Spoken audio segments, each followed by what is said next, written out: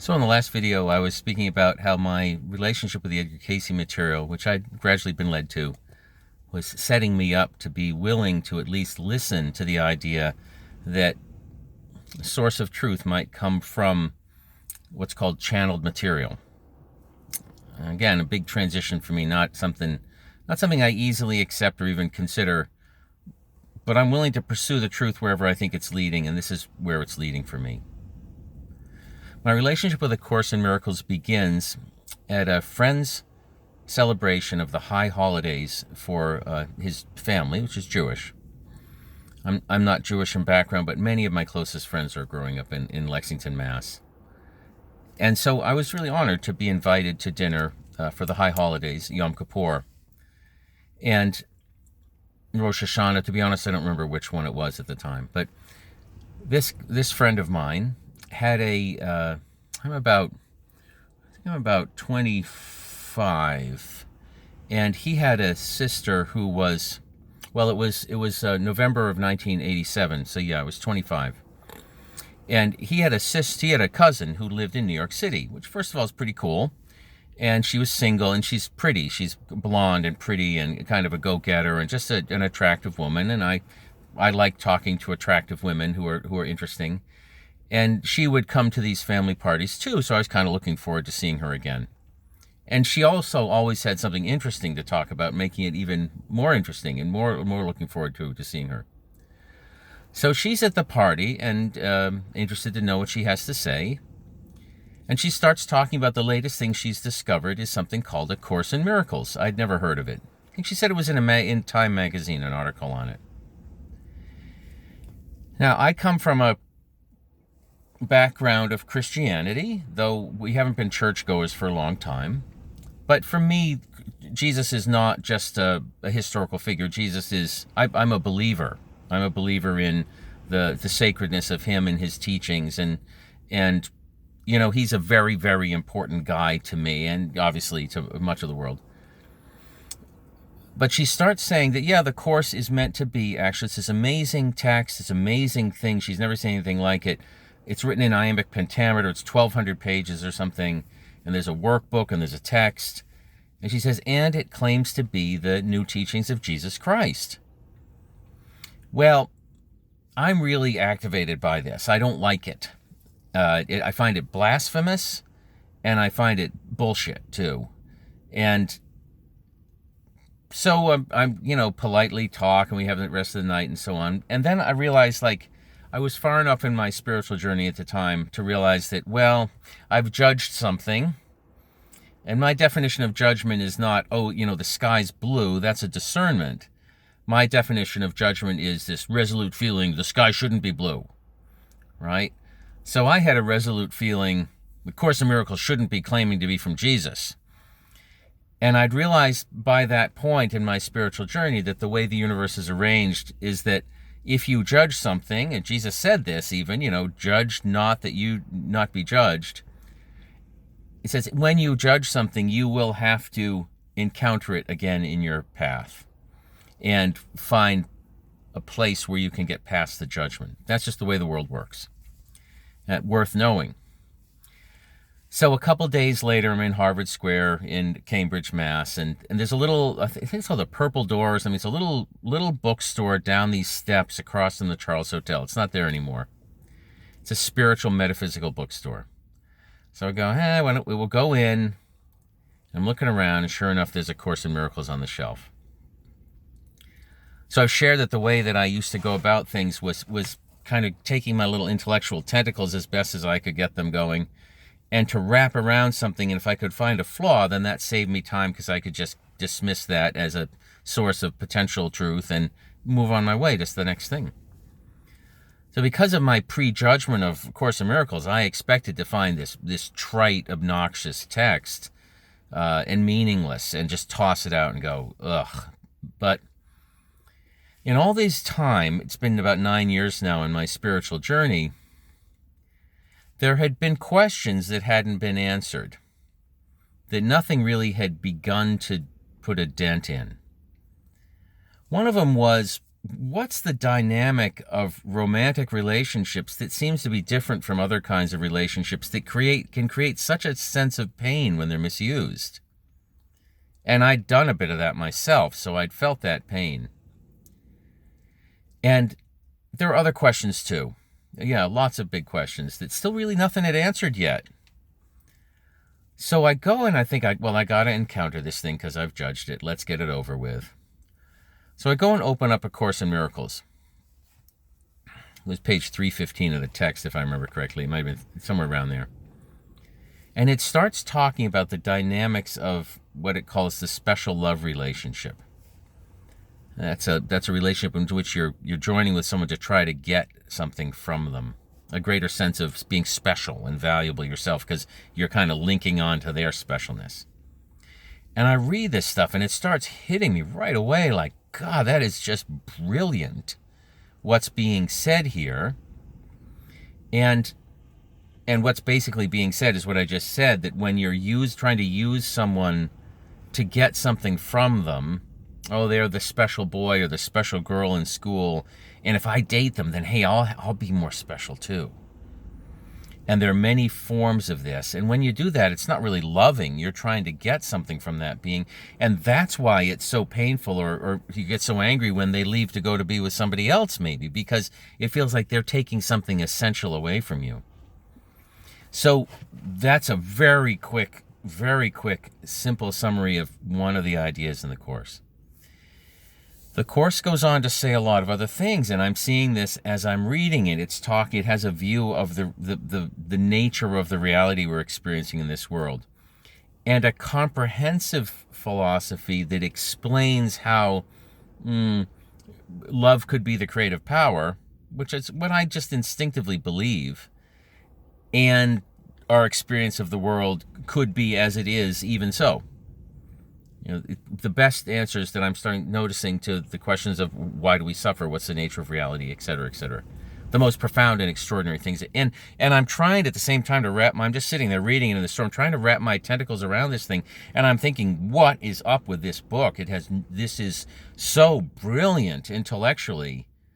And the way it's written, I've never seen or experienced anything like it. I have no access point whatsoever to even get a slight grip on how to analyze and debunk it. In short, I've never experienced anything like it. It feels like a living thing, not like a book. And I'm looking at the way it's written in iambic pentameter, small print, 700 pages of text approximately, 365 workbook lessons to be done, no more than one at a time. And I'm so impressed by the initial impact of this book. For one thing, I trust its intelligence, the might of its intelligence, and bring it home. And I begin on that day a study of A Course in Miracles. That study continues for 6 years full time. In those days, I'd read the Boston Globe in the morning, and the rest of the day, I'd be doing some painting because that's what I do, but 3-4 hours of study of the text a day. And I would start the workbook itself, which took me about 1.5 years. It's very intense. I mean, it's the most challenging thing I've probably ever done, is doing the workbook of A Course in Miracles. And it's profoundly amazing. I'm a Star Wars fan, right? Everybody of my generation probably is. And they talk about, the Force. And I like to say, may the Course be with you, because one of the claims that A Course in Miracles makes is this. It says, there is a unifying intelligence. It exists. In fact, I would say, from my experience of it, George Lucas probably had an experience of it, and that's what he wrote Star Wars about. A real thing. And that real thing, the Course uses Christian terminology, the Course calls the Holy Spirit. it uses words a little bit differently. It uses words like specialness and the Holy Spirit and other things in a way, and the dream and things like that, in ways in its own unique way. So the Holy Spirit is described as a field of intelligence, is perhaps a way of putting it, which has dominion over time and space, and is a bridge to the mind of God from your mind. From where we are to God, there's this connective bridge if we choose to engage it. That bridge is called the Holy Spirit, and it is accessed through stillness and listening. It's called the small, quiet voice. So when we can quiet our minds enough, and when we go through the training, it's a mind training process, basically. It's a mind discipline process, the Course in Miracles. When you can discipline your mind enough to really get still, to release your preconceptions about what things are, and open really to just experiencing them, and this is very much what it's like being a visual artist as well. Seeing beyond the name of something into the essence of it so that you can paint it. Otherwise, you can't paint it. The Course in Miracles talks about these things, and it says, we don't expect you to believe that there's a unified field of intelligence that you can tap into, that when you do, you'll be able to move in grace and power and serve the best interests of all beings, and basically access what I've been looking for all this time, of a divine perspective that can see things like patterns leading to the future. It can see what your best interests are. It knows intimately your soul's journey. There is this thing that exists. At least that's what the Course is saying at the beginning. And then it says, we don't expect you to believe this. It doesn't matter if you believe it. But if you're interested in finding out whether this is true or not, just do the workbook exercises, and we'll prove it to you. And that is exactly what happened. I did the workbook exercises, and they proved it to me. Through a series of experiences that increasingly defied the law of probability and became what I would call miracles. You can call it that. Now, A Course in Miracles defines a miracle as a change in perspective, a change in perception, leading from an unloving perspective to a healed and loving perspective. That's what it calls a miracle. It's not saying it's the transcendence of physical laws, though that is what's happening in a sense a lot of the time. But it's not saying, oh, you can, pop an apple into your hand. It's not that kind of miracle. It's a miracle of changing your mind so your experience is healed and changed, and you can actually see what's happening in reality, instead of having these blinders of social conditioning, preconception, and again, it's very, very much like the training a visual artist goes through.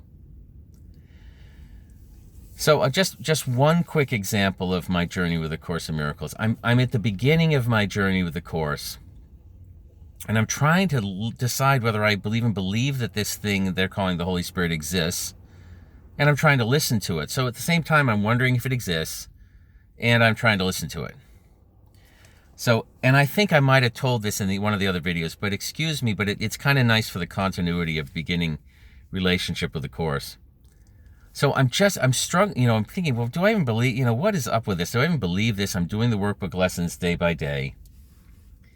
And I'm trying to listen to the Holy Spirit. Don't even know if it exists, but I want to give it a shot. One of the things the Course says is that our consciousness is really creating our experience, and it's causing our experience. You could call that mental cause. Your consciousness, your thoughts, your mentality is causing your experience. That's what it's saying. We're free and we're doing this, which is good news if it's true. And so it says. So I'm thinking about this idea from the text. There are no non-mental causes. And I'm thinking specifically, well, how does that relate to physical symptoms in the body? Or physical experiences, because that would be part of it too, like stubbing a toe. What's the difference between a headache and stubbing a toe, or a headache and a cold or whatever?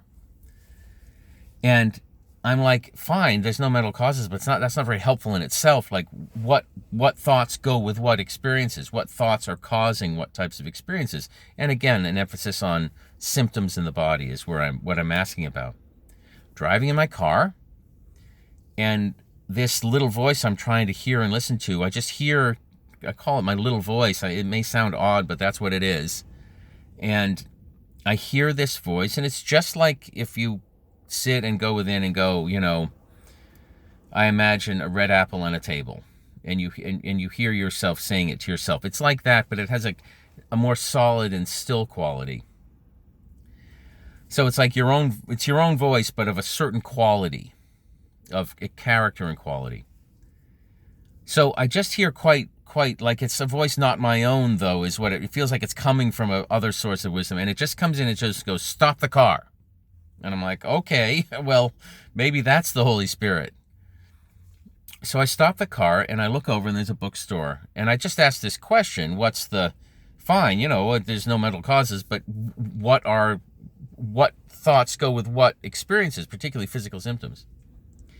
So I walk across the street and I will go into the bookstore, and on a tiny little easel, this big, that holds just a little book, right on the counter, it's the only book I see in the bookstore, is a book called You Can Heal Your Life, a list of mental thoughts and their physical symptoms, by a woman named Louise Hay, who many of you probably know. She's one of the greats of our era in terms of really explaining how things work at another level than had ever been known before. That's my thoughts. And so, I've just asked this question of the universe. I'm driving in my car. My little voice says, stop. I walk across the street, and the first thing I see is a book with an exact list of an exact answer to the question that I just asked. So that's the type of experience that if enough of those things happen, wouldn't you start believing that something is going on? And that maybe what the Course is saying is actually true? How many experiences like that would you have to have before you start thinking, maybe there's something to this text claiming to be the new teachings of Jesus Christ? That's a biggie. Okay, end of part 1 of my relationship with the Course in Miracles. Thank you for listening.